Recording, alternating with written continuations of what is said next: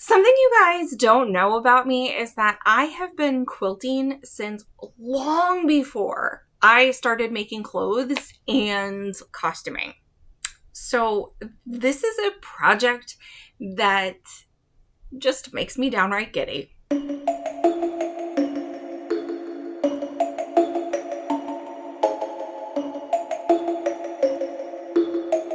Hello everybody, and welcome back. So while it is still almost 100 degrees outside, autumn is just around the corner. And in my heart, I truly believe that if I pretend long enough, it'll be here eventually. So this week we are making a quilt coat. They have been around for several decades, and they're apparently starting to make a bit of a resurgence over the last couple of years. And as usual, I'm late to the party. Yay! So I ran into a woman in the fabric store the other day who had purchased an antique quilt from a thrift shop, and she was going to be giving it a new life by turning it into a quilt coat. She apparently is making a killing on her internet shop.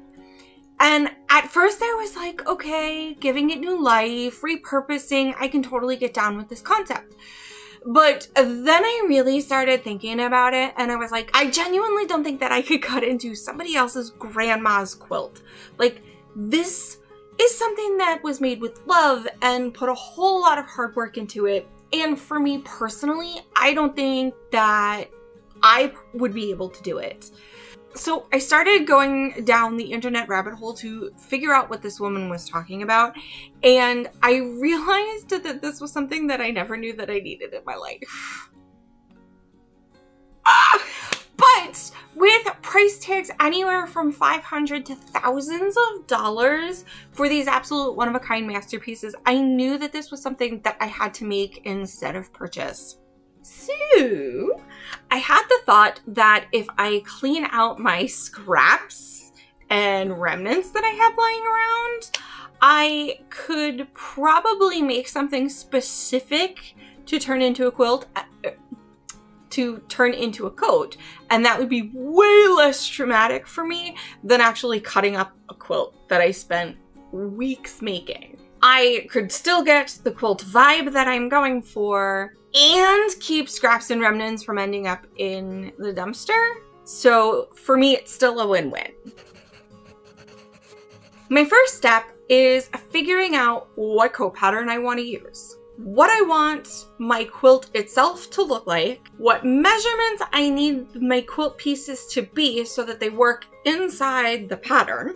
I want my sleeves to match. I want a border at the base of my sleeves and along the base of the coat, as if it was the border on a quilt, if that makes sense. I also wanted to match my wardrobe, so I need to pick out my fabrics and my scraps that I have enough of so that I can check off all of these boxes. There are a lot of really great coat patterns out there.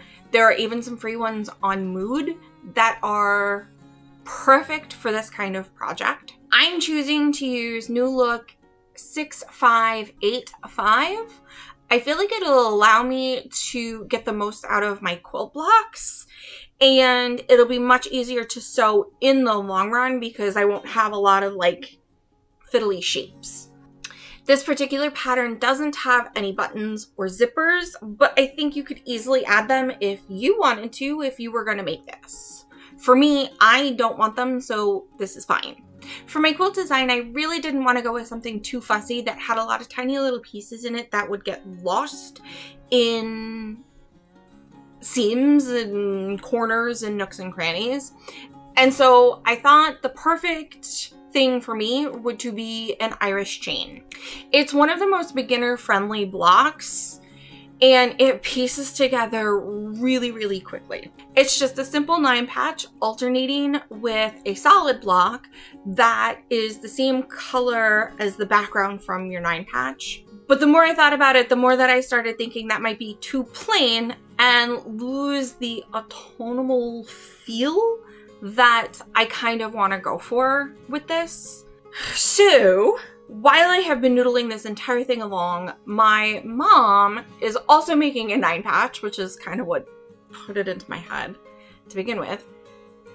And she had a little ellipsing in which there were a pair of scissors in her quilt bag, and so was the flat top of the quilt that she was working on, and the two met. Well, so she fixed this problem by making a cat applique over her plain block. And then she put a cat applique on all of the plain blocks so that it kind of works. And so I started thinking that I could kind of take my mom's idea of what she did with her Cats Have 9 Lives quilt and make it a little bit more custom to me. So I decided that I'm going to do a pumpkin block, which will allow me to keep the autumn vibe that I'm going for, and it'll give me the opportunity to use a lot of my orange scraps and remnants that I have and need to use.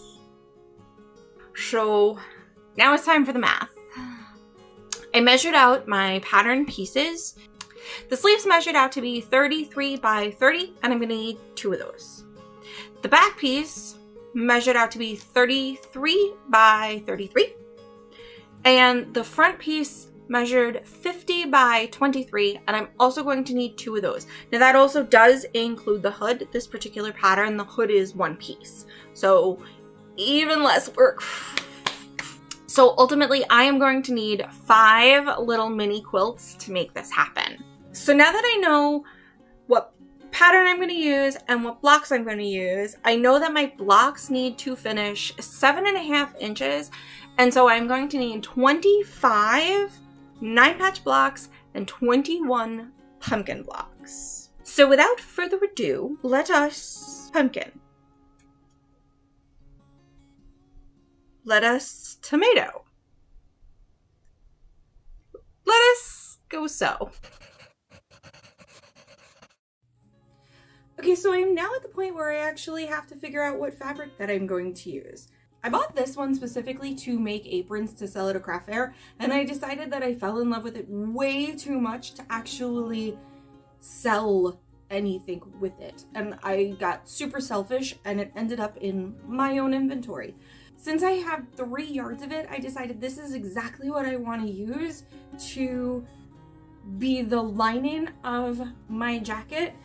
And once I found that, I decided all of these other really great creams and oranges would be perfect for my pumpkins. For my 9-patch stripes, I decided to go with this brown. It's got these orange little cross hatches on it. I thought that would be perfect for my 9-patch. And this orange as any border I will be adding to my mock quilt that goes into the jacket.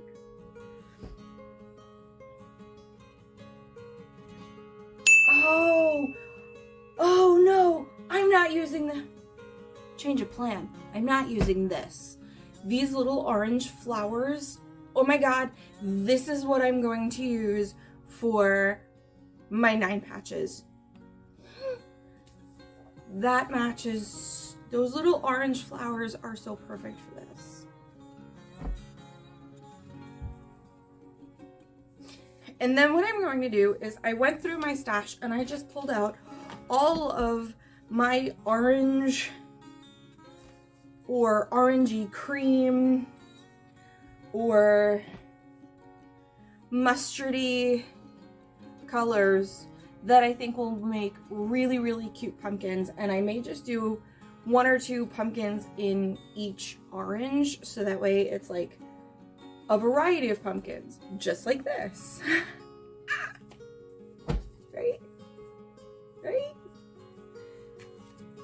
And then while I was also digging in my stash, I pulled out this olive green to use as the stems and leaves on said pumpkins. Pumpkin. Oh my god. Okay, I have a lot to do. This is going to be a lot of sewing. Alright.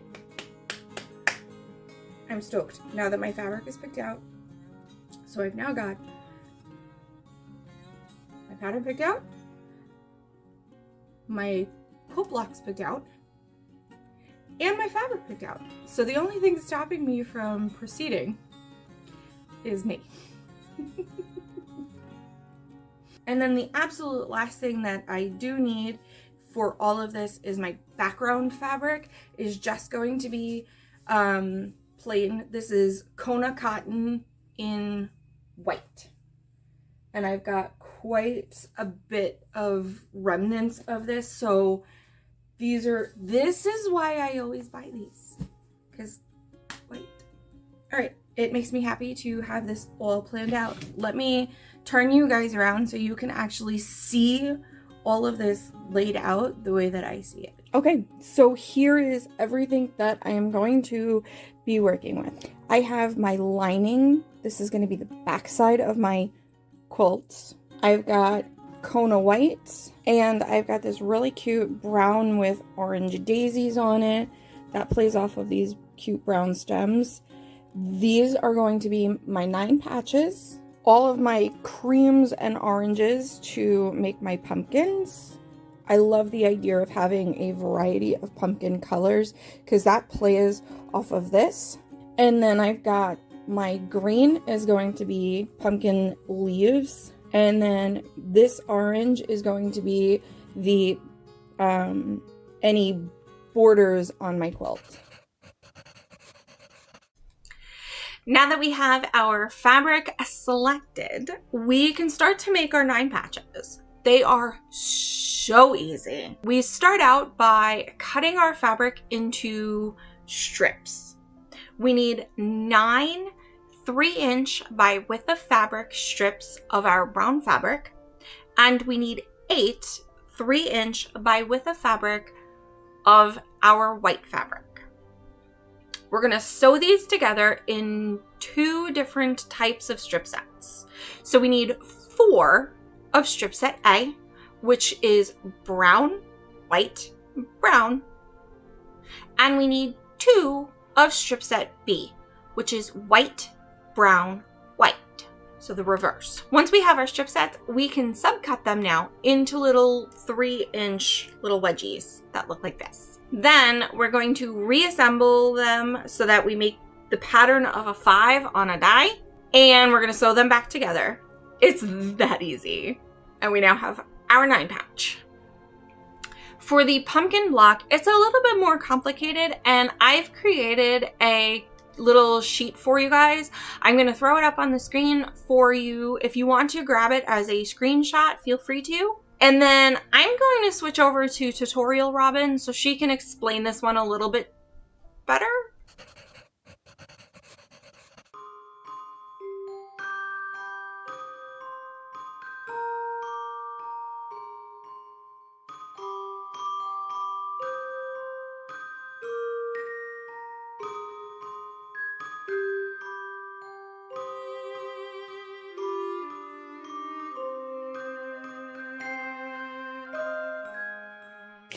Okay, here is what my pumpkin block is going to look like. This block is unfinished at 8 by 8, finished 7.5 by 7.5. And so I actually am going to be cutting out 21 of these blocks. And so I'm going to batch cut. I'm going to cut all of my orange pieces. I'm going to cut all of my brown, all of my green. And that way I can chain piece the way that I did with my 9 patch blocks, because chain piecing goes so much faster. But I'm already loving how these are looking together.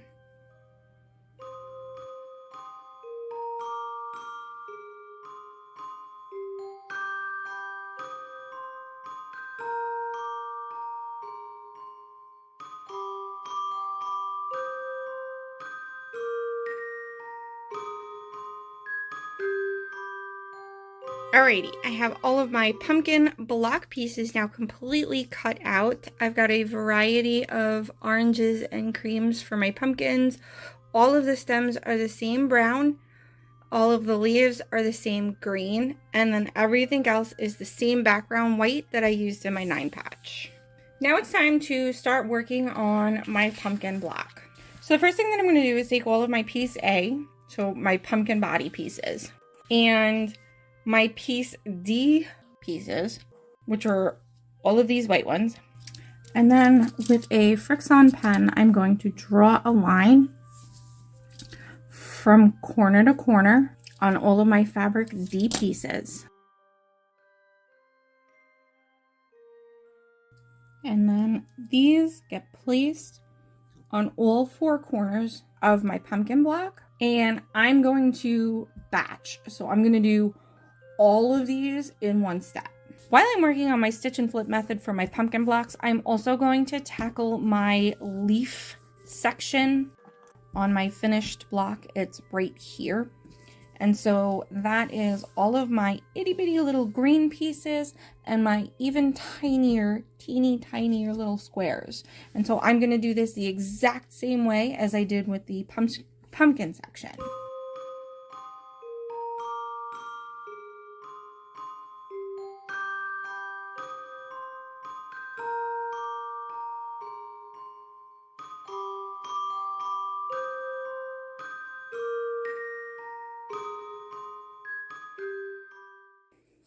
Here's how that looks now that all four corners are sewn on.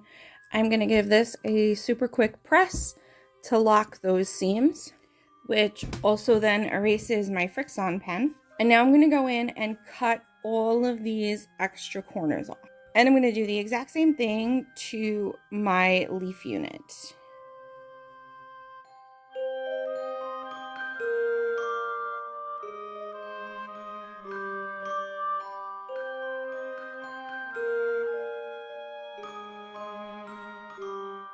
Okay, so I need to go and trim down all of my pumpkin and leaf units, and then I'm going to iron all of my white corners so that they're open like that. Okay, next I'm going to combine my leaf and my stem and my frame units all together so that I end up with a strip. Okay, here is my leaf and stem unit, which then gets attached to my pumpkin unit. From here, it's just framing it out with the sides and the top and the bottom. So then my pumpkin unit will be done.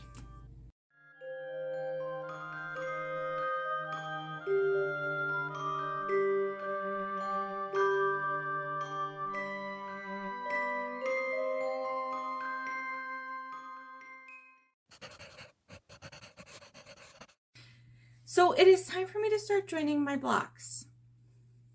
So let me flip you around so you can see how I do that. I'm going to take a 9-patch and then a pumpkin block and then another 9-patch and alternate them like this. And I'm going to join them with another section of what's called sashing.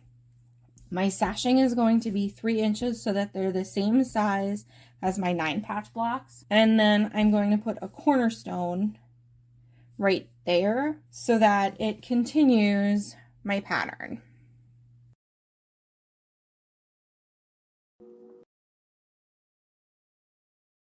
I've now got each of my quilt sections assembled. And so I did my 9 patches alternating with my pumpkins, the sashing and cornerstones to blend in with the 9 patches so it just continues. And so these two are for my sleeves. This one is for the jacket back. And then this one is for the jacket front. And now on this one, I put the border on the bottom end along the side so that this is actually then the front of the jacket has that same border.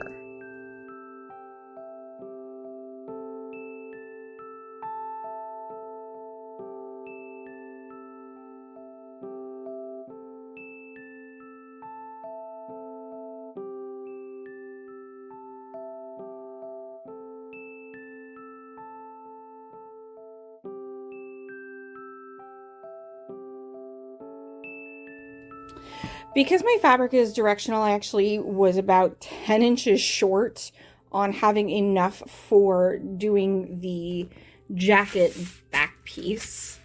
And so I actually ended up having to piece a little bit. I'd rather have piecing on the back than not have this be the right print. So this will just kind of blend in and disappear once my quilting is done anyway. And then in sandwiching all of my pieces, I took my coat body pieces, and then I've got my batting layer, and then I've got my lining layer all sandwiched together. And I overcut these two. There will be shrinkage when I quilt this, so that way I'm not losing anything of value, and then I can trim these off after the fact. Now we are ready to quilt each of the individual pieces. So let's see what we got here. I could stick with fall leaves or pumpkins to continue the autumn motif. I've got a smaller pumpkin. It's oak leaves and acorns, larger pumpkins, apples, and that's Halloween.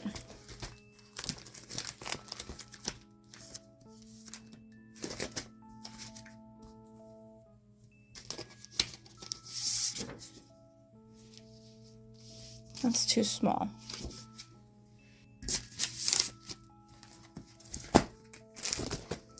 I think I might go with this. The extra large pumpkin. Okay, I like that. I ended up just doing the pumpkin pantograph all over. I've got it currently traced on with Fixon pen, and it'll come off after I iron it.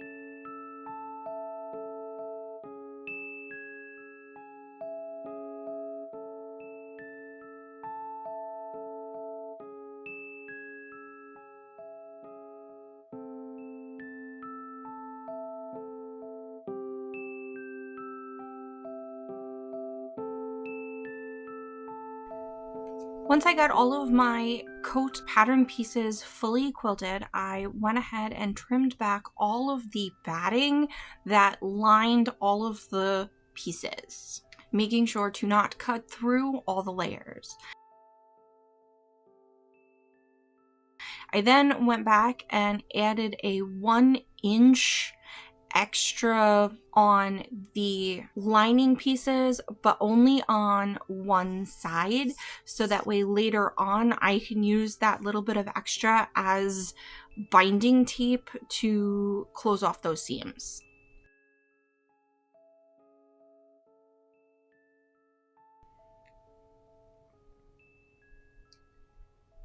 On the top V of these shoulder pieces, I cut back one side and not the other, so that when I fold it over, I only have that extra fabric on the one side, and then that extra side becomes my binding.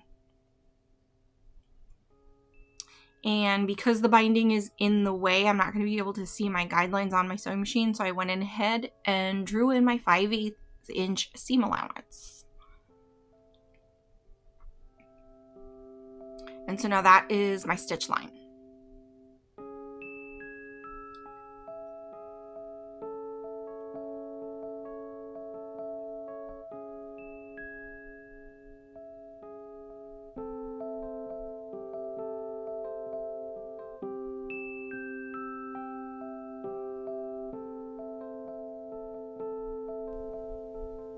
And I made sure to do all of my back stitching at these parts. And so here's how that looks on the outside.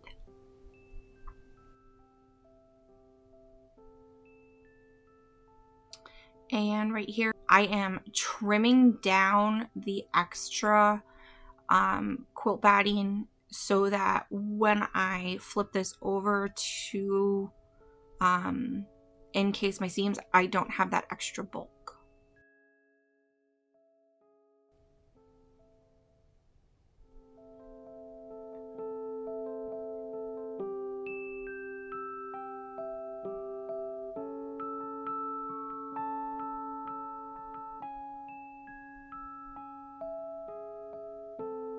And because I don't want my stitching for this to be seen on the outside of my coat, I'm doing it with a very simple slip stitch.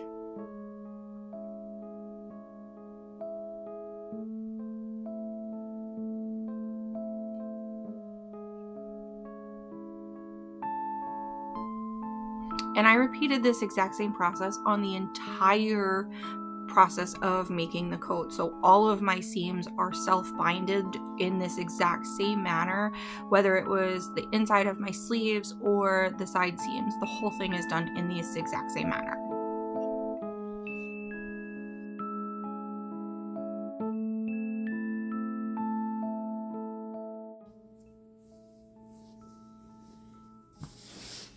So I did end up adding the interior pockets. I didn't have any more of this pumpkin fabric, but I did have this gingham that matches these little pumpkins really well. So I used that, which I thought was cute. And I did have to get creative because I snipped my fabric on the wrong side. I should have left this intact, but I left it intact on this side. So I had to get creative right here.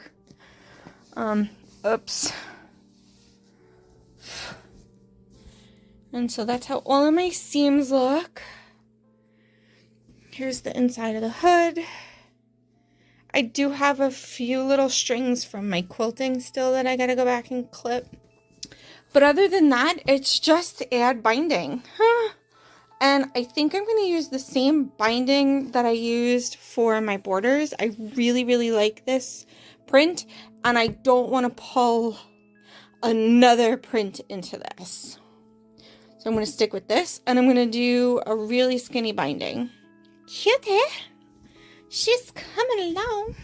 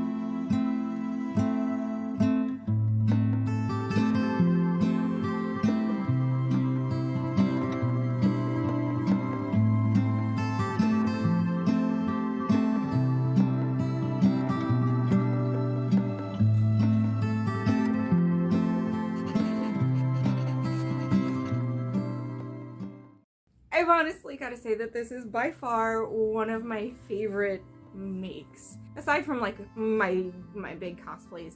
Like as far as like my everyday wardrobe stuff, this is genuinely one of my favorites. I am one of those cocoon me in a cozy quilt kind of person, so this actually gives me that with the freedom to actually have my hands, but it's not like one of those snuggy things. And I don't care if I have linebacker shoulders, because it's cozy. I am so grateful that you guys decided to join me on this a very long journey to make this quilted jacket. I tackled a lot of scraps in my scrap bin and a few things that I purchased for other things that just never ultimately happened, and I got a fantastic cozy quilt jacket that I can either wear around the house or it can just be part of my autonomous wardrobe.